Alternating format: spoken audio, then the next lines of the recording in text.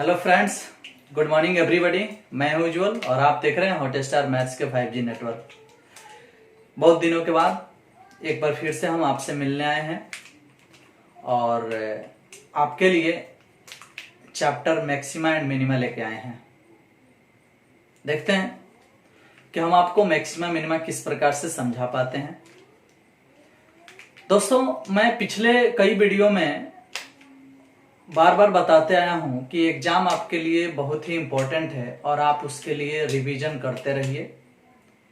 हमें उम्मीद है कि आप सभी वीडियो को देखे हैं और वीडियो के अनुसार चैप्टर को सॉल्व किए हैं और रिवीजन किए हैं और रिवीजन अभी भी कर रहे होंगे, क्योंकि प्रैक्टिस ही सब कुछ है। प्रैक्टिस करने से ही कोई इंसान परफेक्ट बनता है। आप प्रैक्टिस कीजिए, एग्जाम छोड़ दीजिए। कब होगा, नहीं होगा, क्या होगा, सिलेबस कम होगा कि ज्यादा होगा, इस बात को छोड़ करके आप केवल और केवल प्रैक्टिस कीजिए। हम तो आपको सभी चैप्टर बता रहे हैं ना, तो आप हमें पूरा भरोसा है कि सभी चैप्टरों का रिवीजन जरूर कर रहे होंगे। वैसे आज हम आपको बताने वाले हैं मैक्सिमा मिनिमा। याद करो, पीछे किसी वीडियो में हम आपको इंक्रीजिंग डिक्रीजिंग पढ़ाए होंगे। याद कीजिएगा बढ़िया से। मैं जब भी इंक्रीजिंग डिक्रीजिंग पढ़ाया था उस समय ही बोला था कि इंक्रीजिंग डिक्रीजिंग चैप्टर एक ऐसा चैप्टर है जिससे मैक्सिमा मिनिमा भी रिलेटेड है। तो ये मैक्सिमा मिनिमा इंक्रीजिंग डिक्रीजिंग से ही रिलेटेड है, बस थोड़ा सा आपको ध्यान देना है। चाहे इंक्रीजिंग डिक्रीजिंग का चैप्टर हो या मैक्सिमा मिनिमा का चैप्टर हो, इसमें इंटरवल का बहुत ज्यादा महत्व होता है। जब हम आपको इंक्रीजिंग या डिक्रीजिंग के बारे में समझा रहे होंगे, उस वक्त भी हम इंटरवल पर ध्यान देने के लिए बोले थे और आज भी बोल रहे हैं। गौर कीजिएगा, मैक्सिमा का हिंदी होता है उच्चतम और मिनिमा का हिंदी होता है निम्नतम। इस मैक्सिमा मिनिमा को समझने के लिए हमें एक ग्राफ की आवश्यकता होगी, जिसे मैं अभी बना रहा हूं और आपको समझाने का प्रयास कर रहा हूं। ग्राफ कुछ इस प्रकार से है, गौर कीजिएगा आप लोग। मान लो ये 0 है और यहां से ग्राफ उठता है और ऐसे आता है और फिर यहां से जाकर इसे मैच करता है। 0 है, मान लो यहां पे है 1 है 2 है 3 है 4 है 5 है 6 है 7 है 8 है 9 है और ये 10 है। गौर करना थोड़ा सा। इस प्रकार से आप देख पा रहे हैं कि 0 से 10 के बीच में ये जितने भी खांधे बनाए हैं हम काट करके, सब सेम डिस्टेंस पर है और ऐसा ही बनता भी है।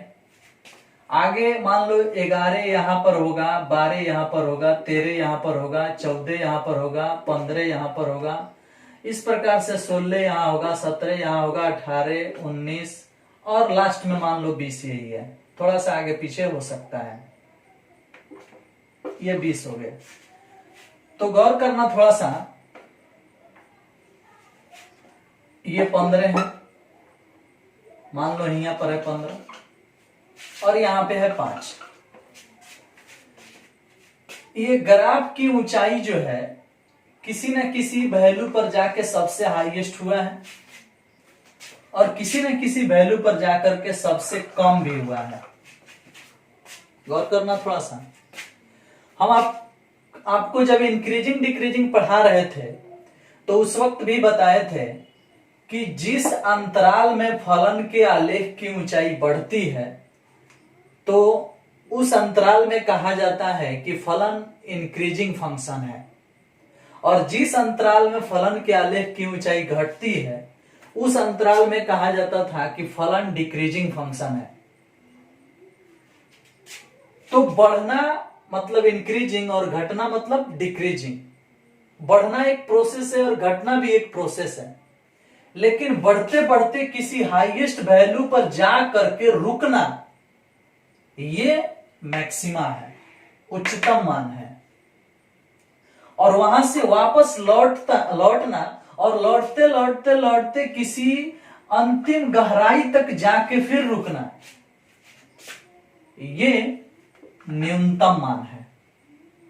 और यहां से फिर ऊपर उठना, फिर ऊपर उठते उठते कहीं से जाके फिर मुड़ना।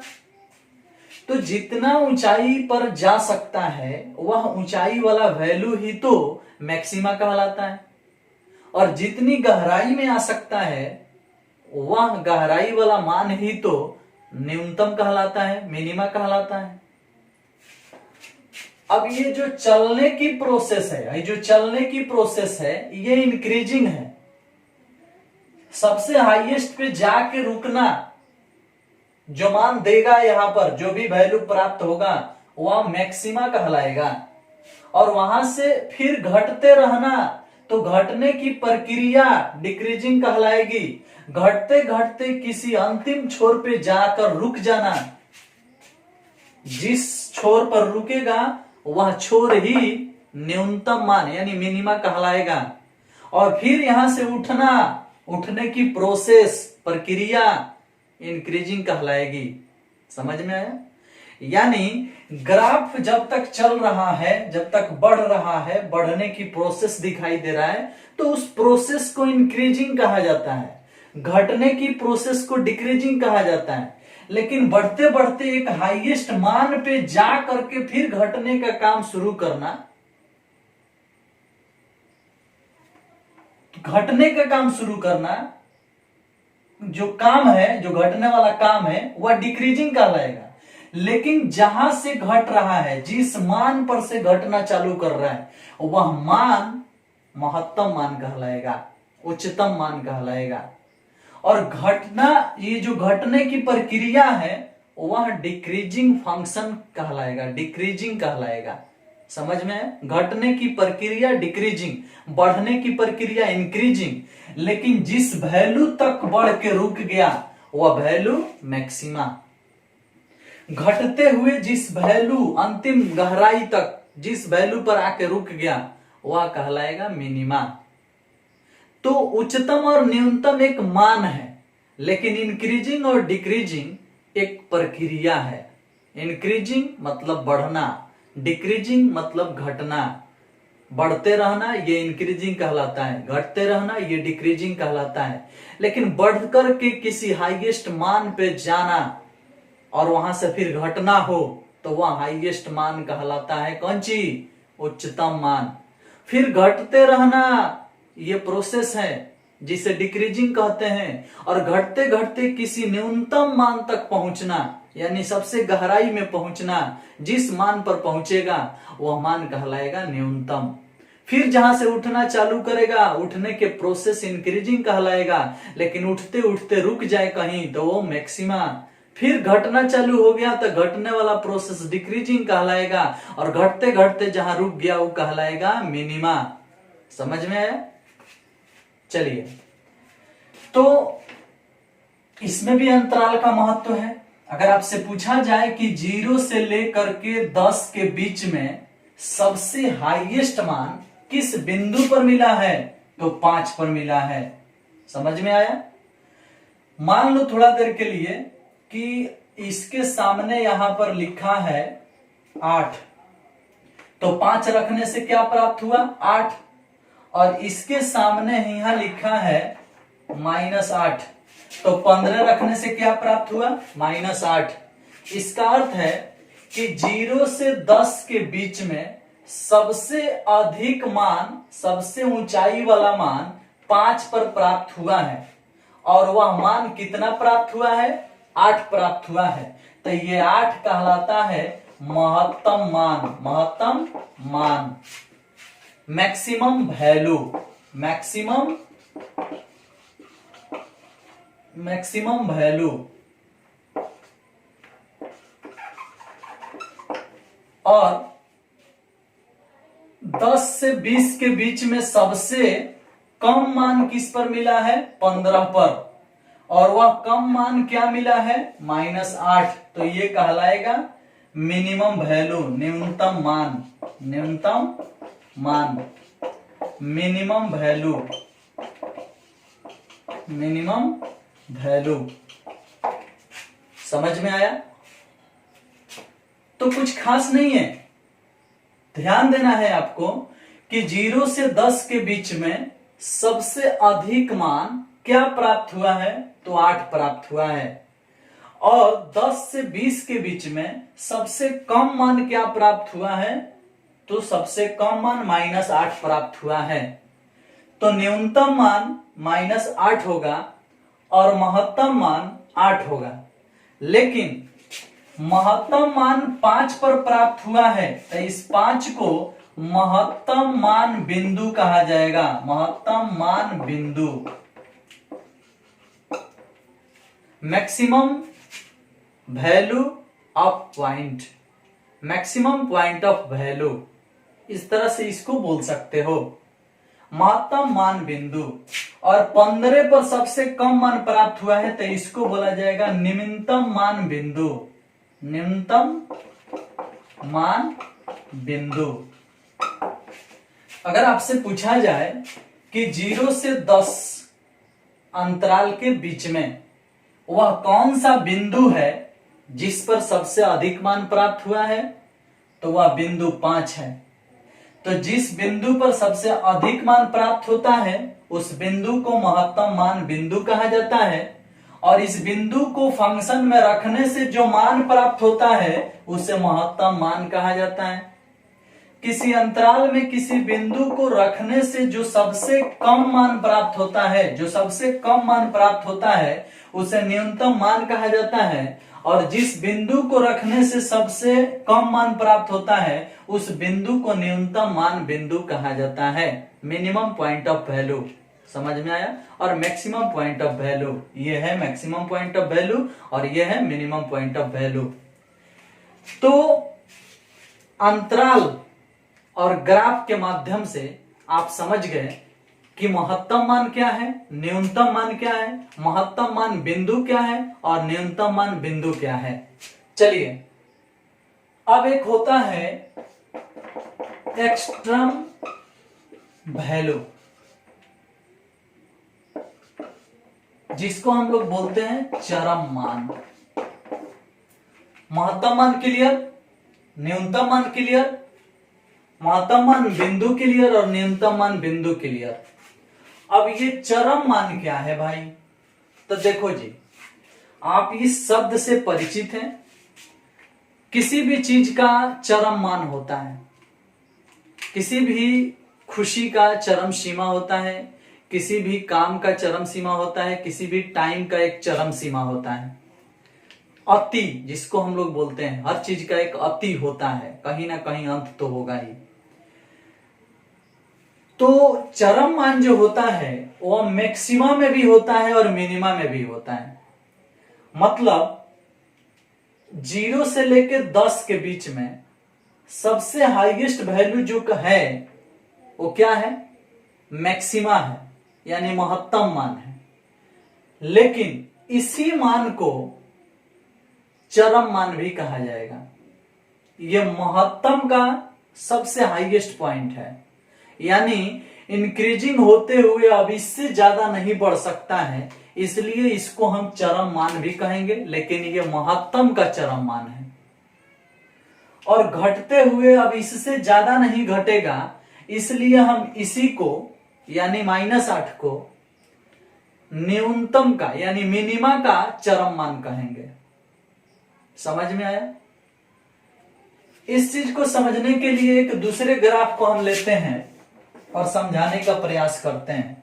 कोई कोई ग्राफ ऐसा भी हो सकता है जो इधर से आता है, इधर जाता है, ऐसे आता है और ऐसे जाकर के ऐसे आता है और ऐसे चला जाता है, इस तरह से। इस ग्राफ में थोड़ा ध्यान दीजिएगा। अगर हम इस इंटरवल से लेकर के यहां तक की बात करें तो हइयो बढ़ा है, हइयो बढ़ा है और हइयो बढ़ा है। मतलब फलन की आलेख की ऊंचाई उठने में हइयो है ऊंचाई पर, हइयो है ऊंचाई पर, हइयो ऊंचाई पे। लेकिन इस तीनों में सबसे हाईएस्ट ये वाला है, सबसे ऊंचाई पर ये वाला है। और नीचे आने में हइयो है और सबसे नीचे हई है। तो यहां से लेकर के मान लो है 0 है, हई मान लो 20 है। तो अंतराल 0 से 20 के बीच में महत्तम मान आपसे अगर पूछा जाए तो सबसे हाईएस्ट मान यही होगा। वैसे यहां से यहां के बीच में हई होगा, यहां से यहां के बीच में हई होगा, और यहां से यहां के बीच में हई होगा। तो इंटरवल वाइज अगर अलग अलग पूछा जाए, इस इंटरवल में यहां से लेकर यहां तक सबसे ऊंचाई पर ये है, यहां से लेकर यहां तक सबसे नीचे ये है, यहां से लेकर यहां तक सबसे ऊंचा ये है, तो अलग अलग मान है। यानी एक ही इंटरवल में कई बार ऊंचाई वाला सिस्टम मिल रहा है, उच्चतम मान मिल रहा है। लेकिन इन सभी उच्चतम मानों में जो सबसे उच्चतम मान है वही उच्चतम मान का चरम मान कहलाता है, और हई सब न्यूनतम मान है। जो नीचे की तरफ आया है, नीचे की तरफ आया है, ये सब न्यूनतम मान है। तो इन सभी न्यूनतम मानों में जो सबसे नीचे से गया है वह न्यूनतम मान का चरम मान है। समझ में आया? तो अगर आपसे पूछा जाए कि 0 से 20 के बीच में उच्चतम मान क्या है, तो 0 से 20 के बीच में उच्चतम मान हयो है, हयो है, हयो है। लेकिन इन सब में सबसे उच्चतम मान कौन है? तो ये वाला है। और ये वाला जो है, जो सबसे उच्चतम मान है, यही वाला मान उच्चतम का चरम मान कहलाता है। और न्यूनतम में हयो है, हयो है और हयो है। तो जो सबसे नीचे वाला है वही मान न्यूनतम मान भी है, और वही मान न्यूनतम का चरम मान भी है। वैसे न्यूनतम मान हयो है, वैसे न्यूनतम मान हयो है, लेकिन हई जो है वह सबसे ज्यादा न्यूनतम मान है, जिसे हम न्यूनतम का चरम मान कहेंगे। समझ में आया? तो इंटरवल वाइज अगर पूछा जाएगा तो यहां से यहां तक हई उच्चतम होगा, यहां से यहां तक हई उच्चतम होगा, यहां से यहां तक हई उच्चतम होगा, लेकिन यहां से यहां तक हई उच्चतम होगा जो सबसे हाईएस्ट है। समझ में आया ना? तो इंटरवल वाइज आपको देखना है कि उस अंतराल में हाईएस्ट ऊंचाई क्या है, वही उच्चतम मान होगा, और वही उच्चतम का चरम मान भी होगा। यानी अगर आपसे पूछा जाए कि चरम मान क्या है, तो चरम मान वही है जो उच्चतम मान में भी प्राप्त होता है और न्यूनतम मान में भी प्राप्त होता है। किसी अंतराल के किसी बिंदु पर, किसी अंतराल के किसी बिंदु पर जो सबसे उच्चतम मान होता है वही मान उच्चतम का चरम मान कहलाता है। अगर किसी अंतराल के किसी बिंदु पर जो सबसे न्यूनतम मान होता है वही मान न्यूनतम का चरम मान कहलाता है। समझ में आया? तो 3 प्रकार के वैल्यू होगा इसमें। एक होगा मैक्सिमम वैल्यू, एक होगा मिनिमम वैल्यू, और एक होगा एक्सटर्म वैल्यू। तो जो मैक्सिमम वैल्यू होगा, चाहे मिनिमम वैल्यू होगा, चाहे एक्सटर्म वैल्यू होगा, ये तीनों ही वैल्यू अंतराल पर निर्भर करता है। जैसे इस अंतराल के बीच में मैक्सिमम वैल्यू ये है, और इसी अंतराल के बीच में मैक्सिमम का एक्सटर्म वैल्यू यानी महत्तम का चरम मान यही है। समझ में आया? चलो, यहां से यहां के बीच में न्यूनतम मान ये है, यहां से लेकर के यहां तक के बीच में न्यूनतम मान ये है, और यही न्यूनतम मान न्यूनतम का चरम मान कहलाएगा, क्योंकि अब इससे ज्यादा नीचे नहीं गया है। लेकिन इसमें आइए, यहां से यहां के बीच में महत्तम मान ये है, यहां से यहां के बीच में महत्तम मान ये है, और यहां से यहां के बीच में महत्तम मान ये है। लेकिन यहां से लेकर यहां के बीच में सबसे महत्तम मान अगर है तो सिर्फ ये है, और ये ही महत्तम में चरम मान कहलाएगा। समझ में आया? हयो महत्तम है, हयो महत्तम है, लेकिन अंतराल वाइज है। और यहां से लेकर के यहां के बीच में अगर महत्तम मान पूछा जाए, चाहे महत्तम का चरम मान पूछा जाए, तो सिर्फ यही है। समझ में आया? लेकिन अंतराल कम कर दिया जाए, यहां से यहां के बीच में पूछा जाए, यहां से यहां के बीच में, तो इसमें महत्तम मान और महत्तम का चरम मान हई होगा। और फिर अंतराल कम करके हिया से हिया के बीच में पूछा जाए, यहां से लेकर यहां के बीच में पूछा जाए, तो यहां भी महत्तम मान ये है और चरम मान भी यही है। समझ में आया ना? तो सबसे बड़ी बात है कि जब कई महत्तम मान दिए गए हो तो उसमें सबसे बड़ा वाला ही महत्तम मान होता है, और महत्तम मान का चरम मान भी होता है, क्योंकि चरम मान महत्तम में भी होता है और न्यूनतम में भी होता है। अब गहराई में हयो है, हयो है और हयो है, तो सबसे नीचे ये वाला है, तो ये वाला गहराई का चरम मान है, मतलब न्यूनतम मान का चरम मान है। समझ में है ना? तो कोई भी फलन अपना अंतराल के बीच में जो महत्तम मान रखता है वही महत्तम मान चरम मान कहलाता है, लेकिन वो महत्तम का चरम मान कहलाता है। अगर किसी अंतराल में कोई फलन न्यूनतम मान रखता है तो वह न्यूनतम मान ही चरम मान कहलाता है, लेकिन वह न्यूनतम का चरम मान कहलाता है। समझ में आया?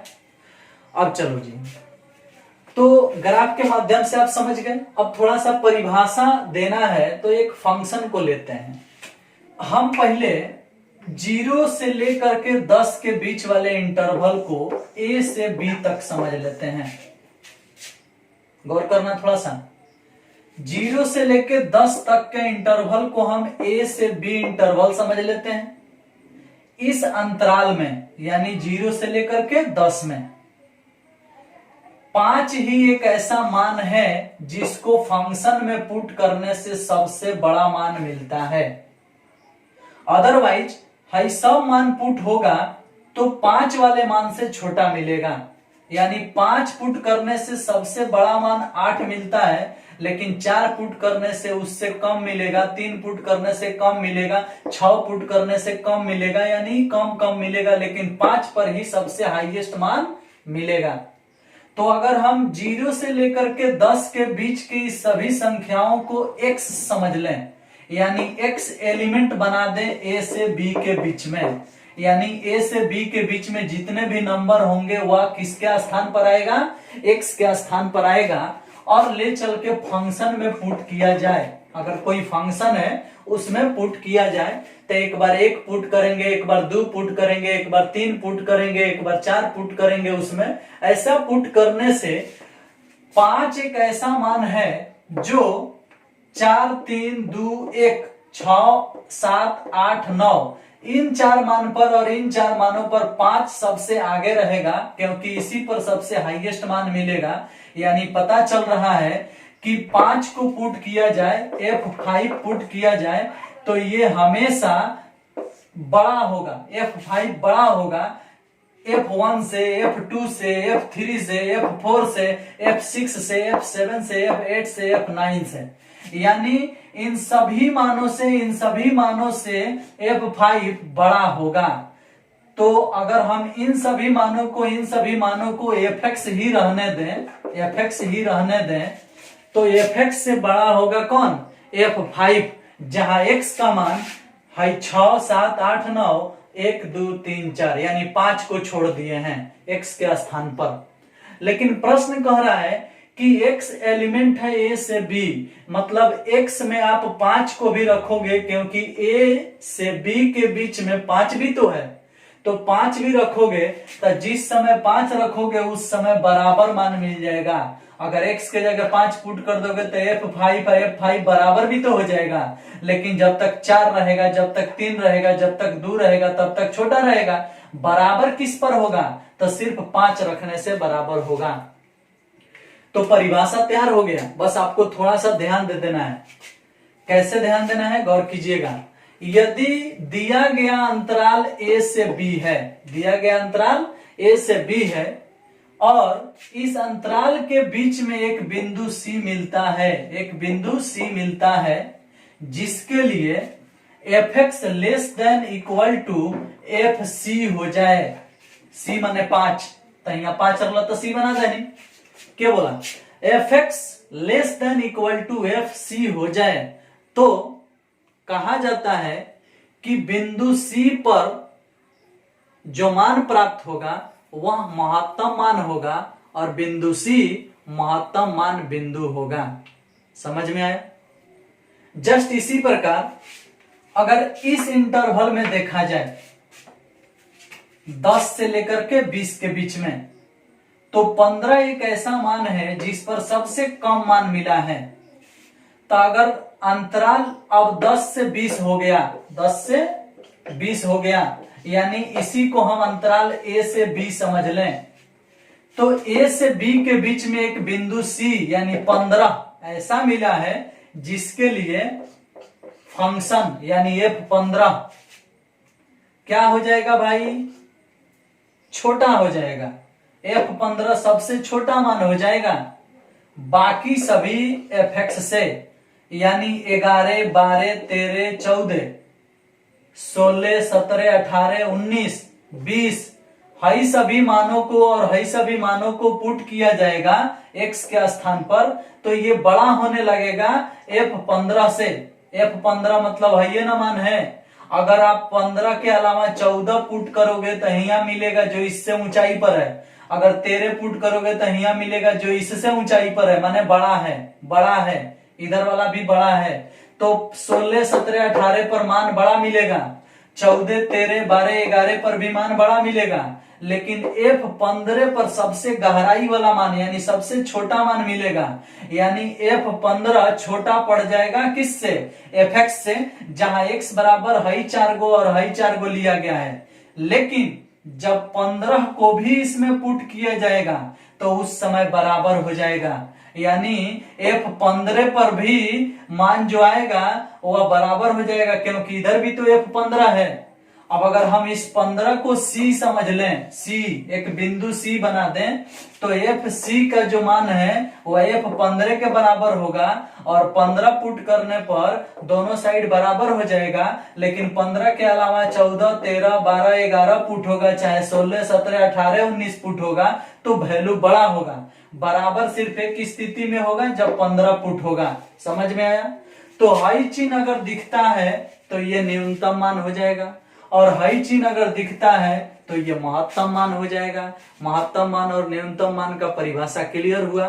तो एक बार हम बोल रहे हैं, लिख लीजिएगा महत्तम मान का परिभाषा और न्यूनतम मान का परिभाषा, ठीक है? और चरम मान का भी लिख लीजिएगा, तीनों ही परिभाषा लिख लीजिए, हम बोल रहे हैं। एक नंबर में आपको महत्तम मान लिख के डैश देना है और लिखना है, महत्तम मान लिख के डैश देना है और लिखना है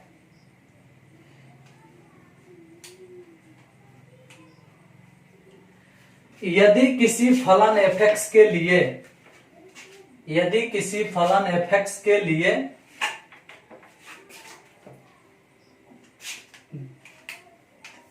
दिया गया अंतराल a से b हो, यदि किसी फलन fx के लिए दिया गया अंतराल a से b हो और इस अंतराल में एक बिंदु C ऐसा मिले, इस अंतराल में एक बिंदु C ऐसा मिले जिसके लिए fx less than equal to fc हो, जिसके लिए fx less than equal to fc हो, तो fc को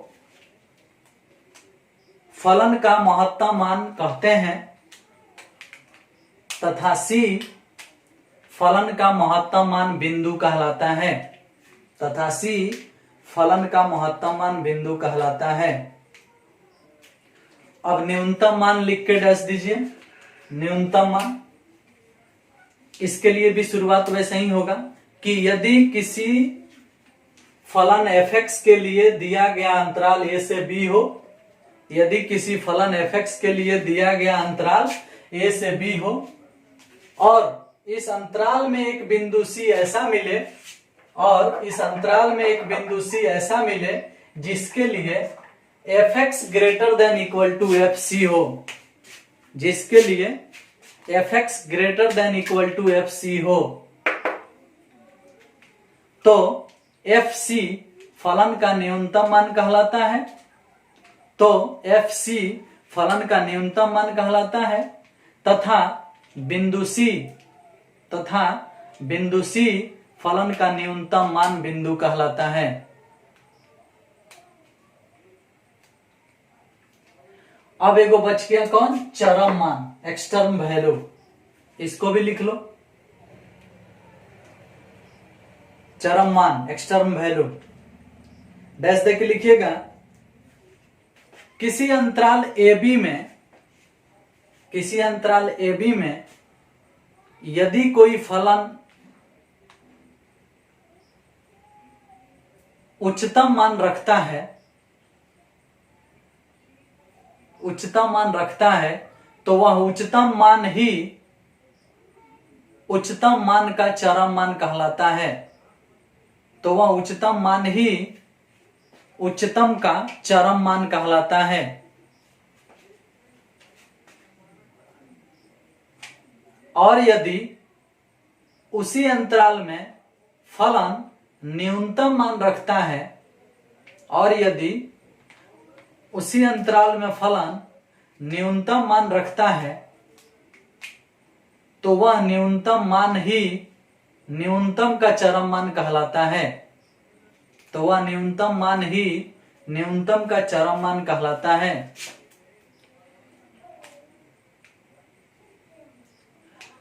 हो गया। देखो, वैसे आज आप सिर्फ महत्तम वैल्यू, न्यूनतम वैल्यू, ग्राफ, अंतराल, यही सब सीख पाए हैं, जो कि एक आधार है, एक नींव है। इसकी आवश्यकता क्वेश्चन को सॉल्व करने में उतनी नहीं पड़ेगी, क्योंकि क्वेश्चन तो डीसी के माध्यम से सॉल्व होगा, डिफरेंशिएशन के माध्यम से सॉल्व होगा। लेकिन कुछ क्वेश्चन ऐसे भी आएंगे आपके सामने, कुछ का बहुत क्वेश्चन ऐसे भी आएंगे जिनको समझाने के लिए हमें इस ग्राफ की आवश्यकता फिर पड़ेगी, और उस ग्राफ के माध्यम से ही आप प्रश्न को समझ पाएंगे। समझ लेने के बाद भले ही आप डिफरेंशिएशन के माध्यम से सॉल्व करेंगे, लेकिन समझने के लिए तो हमें ग्राफ की आवश्यकता पड़ेगी ही। इसलिए ग्राफ समझ करके आप बहुत अच्छा करेंगे। हमें उम्मीद है कि आज का वीडियो आपको अच्छा लगा होगा, समझ में भी आया होगा। फिर नेक्स्ट वीडियो में मिलेंगे। इस वीडियो में सिर्फ इतना ही। Thank you, bye bye.